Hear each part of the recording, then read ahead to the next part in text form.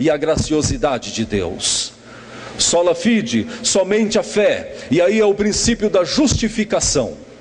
Justificação é a obra de Deus por meio de Cristo.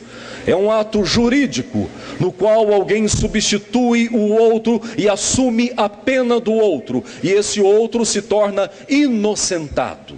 A obra de Cristo em nossas vidas nos justificou. Ele levou sobre si as nossas dores, o nosso pecado, a separação de Deus estava sobre ele. Por isso somos justificados pela fé em Cristo Jesus. Nada mais pode justificar o homem. O homem não pode se auto-justificar, e há uma mensagem muito clara no Evangelho, quando o homem procura Jesus e fala: olha, o que eu preciso fazer para me justificar? Daí Jesus fala para ele: ama a Deus sobre todas as coisas e ao teu próximo. Daí ele pergunta: mas quem é o meu próximo? Daí Jesus responde com uma história sobre o bom samaritano. E na conclusão Jesus disse para ele: então vai você e procede de igual forma. O bom samaritano no texto é o tipo de Cristo.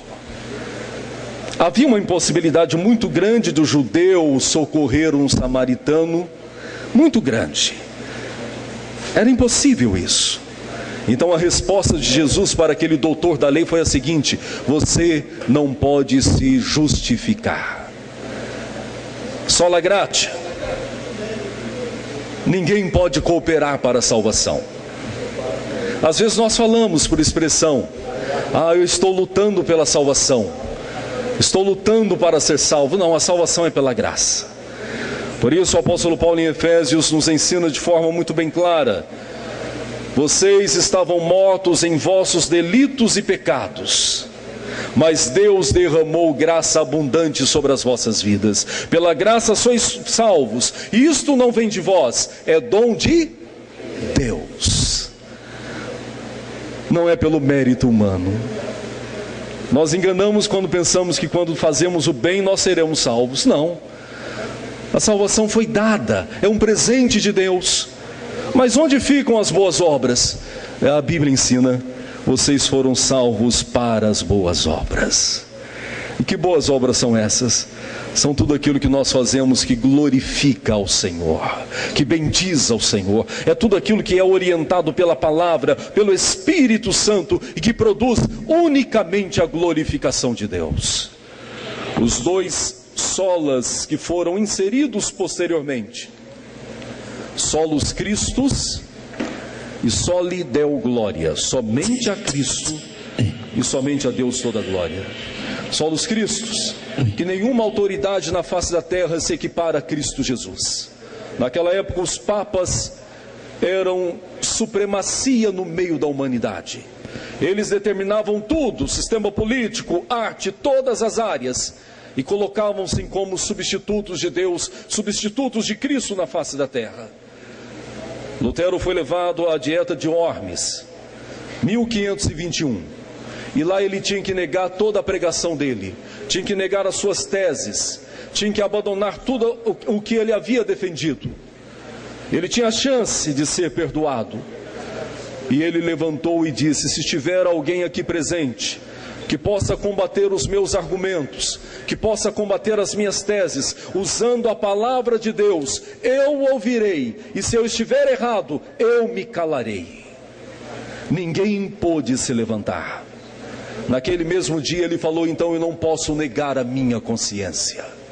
A consciência dada pela palavra de Deus. Não reconheço o Papa como autoridade máxima sobre a minha vida, como não reconheço o alto clero. Cristo é Senhor de todos. Ele é a salvação para todo homem. Ele é o único caminho, Ele é a verdade e Ele é a vida. E finalmente, somente a Deus toda a glória. É a conclusão de todas as coisas, porque por meio dele e para ele são todas as coisas. Quando se perde a orientação da palavra, o somente a Escritura, quando se perde a compreensão de que somos justificados somente pela fé em Cristo, quando se perde o entendimento de que a salvação é resultado da graça unicamente, quando se perde de vista o sacrifício vicário único de Cristo por nós, Deus deixa de ser glorificado. O homem se torna o centro. Então a reforma protestante foi um evento, um movimento, um marco que trouxe o homem para o centro da glorificação de Deus. Quais as implicações disso para a nossa vida hoje? Quais as implicações dos 500 anos da reforma protestante para a igreja brasileira, para a igreja evangélica brasileira? E é uma resposta que nós temos que responder. Há pouco tempo, eu falei, nós tivemos um culto especial alusivo à reforma protestante na primeira igreja presbiteriana em Itabuna. Então eu levantei essa questão. Nós temos uma história bonita, uma história marcante, muitos erros. O ser humano é pecador. Onde há o homem, há erro. Nós temos erros na caminhada da reforma. Mas tem uma história maravilhosa, marcante, que demarcou a humanidade. Vivemos por essa história. Estamos aqui louvando, adorando a Deus e reconhecendo esse conteúdo histórico. Mas que história a igreja brasileira está escrevendo? Que história você está escrevendo como povo de Deus? Como serva do Senhor? Como servo do Senhor? Daqui 50 anos, daqui 500 anos, alguém falará da igreja brasileira?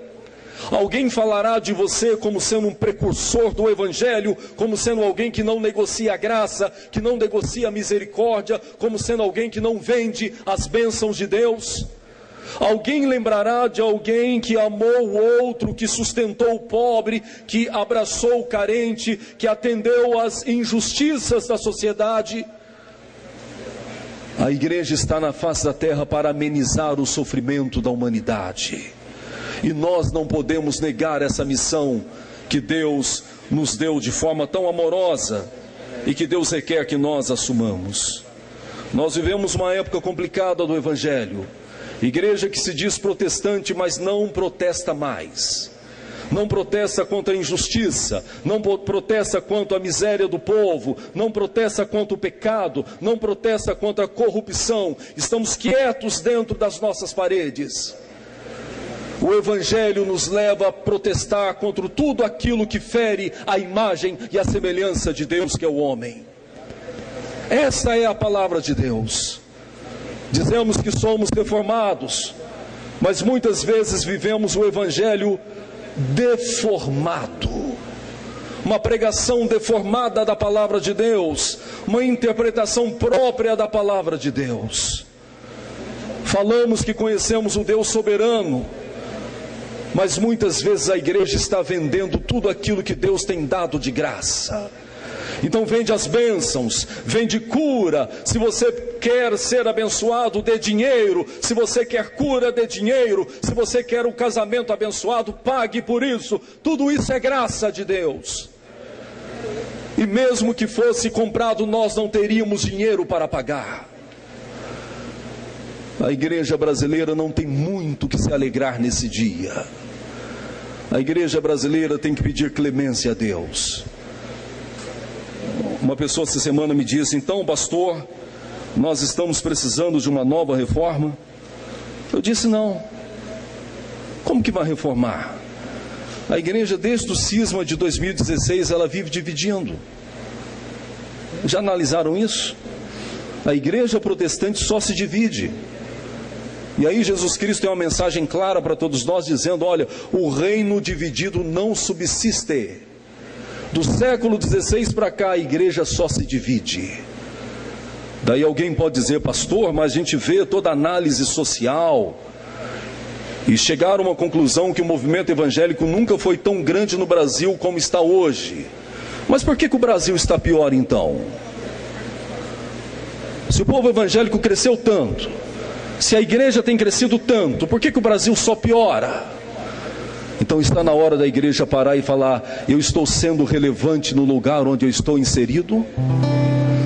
Ou eu vou viver da história da reforma? De grandes homens que morreram pelo Evangelho, para que a justiça fosse feita à imagem e à semelhança de Deus, que é o homem, que é a mulher.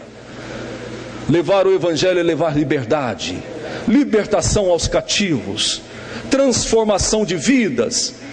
Se nós precisamos de uma reforma, precisamos, mas reforma pessoal, reforma da consciência, reforma da alma, reforma dos pensamentos, reforma do espírito.